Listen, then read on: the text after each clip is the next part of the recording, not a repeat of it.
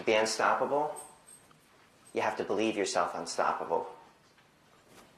But it also means not stopping when you feel like it. I remember this other time when I was in Greg's gym. He gives me a bigger steel bar than in the story that I just told you, and he says, bend it. This time, I really did believe I could do it. So I put it in the bending position, just like every other steel bar he'd given me, and I start pulling on it really hard. Nothing happens. So I was like, huh.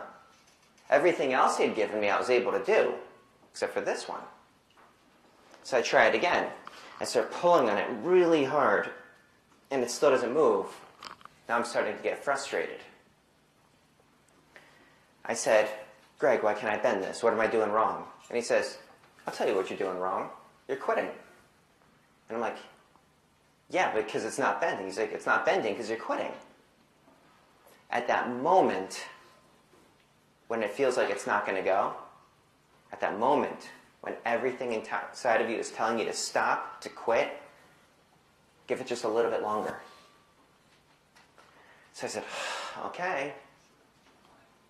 So I put the bar in the bending position, and I start pulling on it with everything I had, and it didn't feel like it was going to go. And at that point, when I was going to stop, when I wanted to quit, I kept the pressure on. A couple seconds later, the steel started to move. And when it started to move, I knew that if I could just keep going, I'd be able to complete the feat. To be unstoppable means not stopping.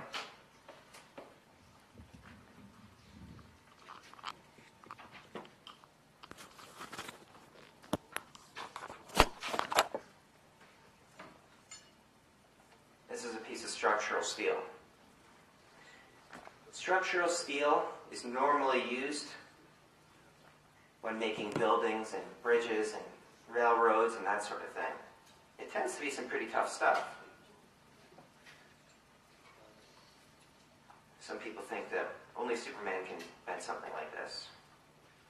But it's not impossible.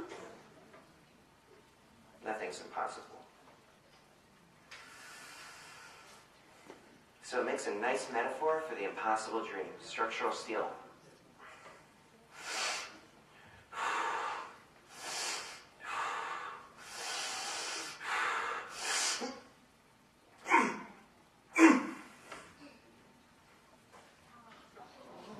Yep. This is why they pay me the big bucks.